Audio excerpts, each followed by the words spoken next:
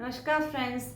आज हम अपनी कुंडली के एक ऐसे भाव के बारे में बात करेंगे जो कहीं ना कहीं हम सबका ही वन ऑफ द फेवरेट भाव है। मैं बात कर रही हूँ कुंडली के सेकंड भाव के बारे में, जिसको कि हम लोग धन भाव के नाम से भी जानते हैं। जब किसी बच्चे का बर्थ होता है तो उसको अपने सरवाइव करने के लिए एक परिवार की ज़रूरत होती है जो उसके टेक केयर कर सके, एंड फूड की ज़रूरत होती है। तो हमारी कुंडली का सेकंड हाउस जो है उसकी इन सब ज़रूरतों को पूरा करता है। थोड़ा सा इलेबोरेट करेंगे कि जैसे कोई पर्सन आपके पास आता है एंड उसकी क्वेरी होती है वेल्थ से रिलेटेड, तो प्राइमरली आपका ध्यान सबसे पहले सेकंड हाउस की तरफ ही जाना चाहिए। बिकॉज जो हमारी कुंडली का सेकंड हाउस है वो हमें ये बताता है कि पर्सन के पास कितनी वेल्थ एकमुलेशन है, किस टाइप के रिसोर्सेज हैं, कैसी उसकी सेविंग्स हैं, एसेट्स हैं, ज्वेलरी किस टाइप की है उसकी, ये सब हमें सेकंड हाउस से पता चलता है। सेकंड हाउस हमें इवन यहाँ तक बता देता है कि पर्सन ने किस टाइप के बैंक में अपना पैसा रखा हुआ है, सरकारी बैंक में रखा है या प्राइवेट में रखा है या ग्रामीण बैंक में रखा है, और उसके घर में तिजोरी किस टाइप की है। बिकॉज हमें सेकंड हाउस ये सब चीज़ें भी बताता है, लेकिन जब इस टाइप की हमें प्रिडिक्शन करनी होती है तो हमें राशि और वहाँ पे जो प्लेनेट प्लेस्ड है उन सब का ध्यान रखना है। सेकंड हाउस हमें वाणी के बारे में बताता है। उसका मतलब ये हुआ कि पर्सन जब बात करता है तो उसकी पिच कितनी हाई है, क्या वो लो पिच में बात करता है या हाई पिच में बात करता है या बहुत हार्श बोलता है, तो वो सब भी हमें सेकंड हाउस से पता चलता है। फॉर एग्जाम्पल, अगर किसी के सेकंड हाउस में कोई मेलिफिक प्लैनेट है या राशि है तो उसकी पिच बहुत हाई होगी।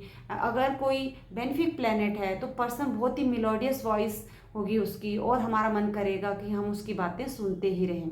बहुत सारे सिंगर्स हैं जिनका सेकंड हाउस का लॉर्ड या तो एक्सॉल्टेड पोजीशन में होगा या फिर बहुत ही अगर मेलोडियस कोई है सिंगर तो उनका सेकंड हाउस में बेनिफिक प्लैनेट प्लेस्ड होंगे। सेकंड हाउस को हमें फूड के बारे में भी बताता है। बिकॉज जो मून है कारक फूड का, वो सेकंड हाउस में हाउस वाइज एग्जॉल्टेड होता है। तो किसी भी पर्सन की क्या फूड हैबिट्स हैं, उसके क्या इंटरेस्ट है खाने को लेके, वो सब हमें सेकंड हाउस से पता चलता है। अगर कोई मेलिफिक प्लैनेट सेकंड हाउस में प्लेस्ड है या उसकी राशि है या किसी मेलिफिक प्लैनेट का एस्पेक्ट है सेकंड हाउस में, तो उसकी जो खाने की तरफ रुझान होएगा वो तामसिक फूड की तरफ होगा। लेकिन अगर कोई बेनिफिक प्लैनेट है तो उसका रुझान खाने की तरफ जो है वो सात्विक प्लैनेट की तरफ होगा। फॉर एग्जाम्पल, ट्रांजिट में भी अगर कोई मेलिफिक प्लैनेट जो है सेकंड हाउस से ट्रांजिट करता है तो पर्सन की फूड हैबिट्स चेंज होती हैं। फॉर एग्जाम्पल, अगर राहु अगर सेकंड हाउस में है या ट्रांजिट में है सेकंड हाउस में, तो पर्सन का झुकाव जंक फूड की तरफ हो जाता है।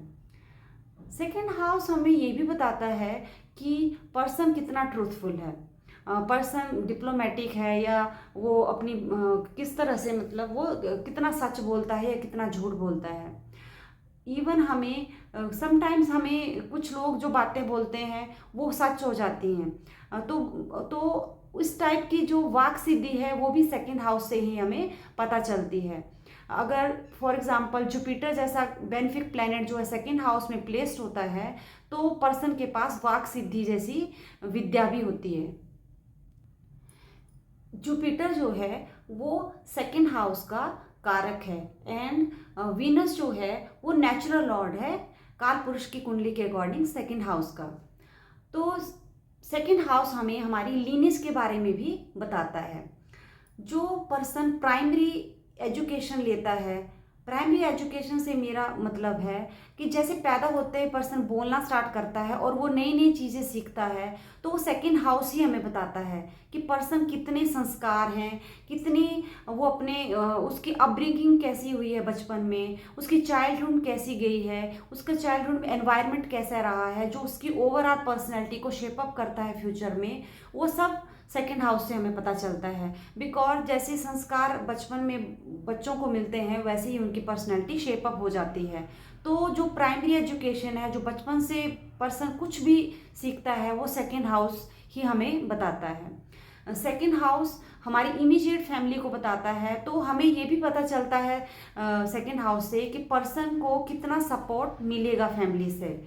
एंड सेकंड हाउस को अगर हम कहें कि सबसे बड़ा सपोर्ट सिस्टम जो है फर्स्ट हाउस के लिए, वो सेकंड हाउस ही है। बिकॉज पैदा होते ही जो उसको परिवार मिलता है और उसको कितना सपोर्ट मिलता है, वही उसकी दिशा एंड दशा डिसाइड करता है लाइफ में। सेकेंड हाउस हमें हमारे कुल देवता के बारे में भी बताता है।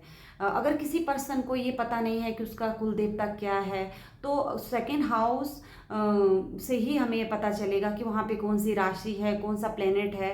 तो हमें उसी देवता की पूजा करनी चाहिए जो सेकेंड हाउस से पता चलता है। सेकेंड हाउस से हमें ये ही पता नहीं चलता है कि हमारे पास कितना वेल्थ है। हमें ये पता चलता है कि हम कितना पैसा खर्चा कर सकते हैं दूसरों के ऊपर, कितना खाना दूसरों को खिला सकते हैं। ये सब चीज़ें भी हमें सेकेंड हाउस से पता चलती हैं। अगर हम बॉडी पार्ट्स की बात करें तो सेकेंड हाउस हमारी right I, lower lip, cheeks, teeth and gums को बताता है।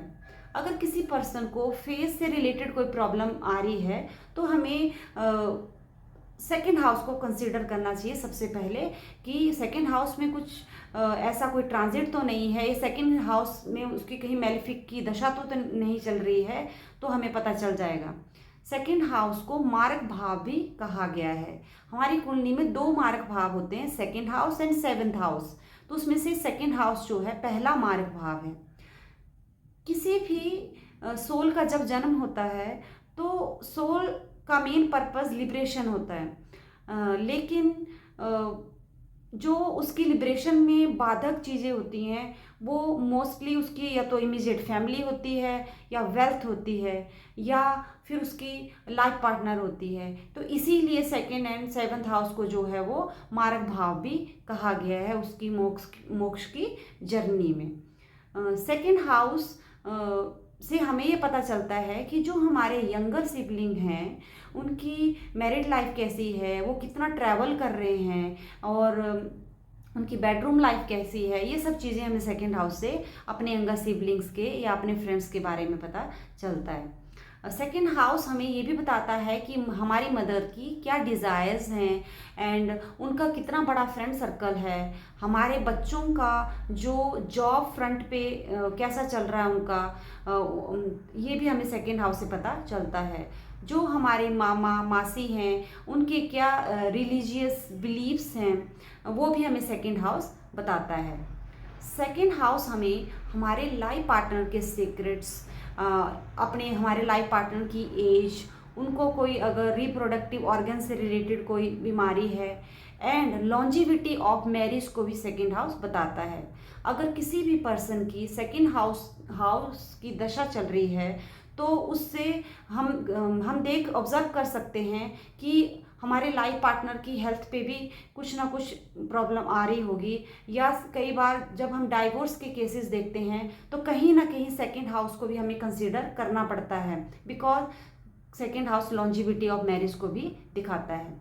सेकेंड हाउस हमें ये भी दिखाता है कि हमारे इन लॉज जो हैं उनका समाज में कैसा रेपुटेशन है, एंड सेकेंड हाउस जो है हमारे इन लॉज के लिए मारक भाव भी है। सेकेंड हाउस हमें हमारे फादर के जो बीमारियां हैं एंड हमारे फादर जो हैं, जो उनके हाउस हेल्प है, उनके साथ किस तरह का बिहेव करते हैं, वो भी हमें सेकेंड हाउस से पता चलता है। समटाइम्स हमें जब किसी की सेकेंड हाउस की दशा चल रही है और अगर वहाँ पे कोई मेलिफिक प्लैनेट प्लेस्ड है तो उस पर्सन को ऑफिस में अपने बॉस से ज़रूर प्रॉब्लम आ रही होती है।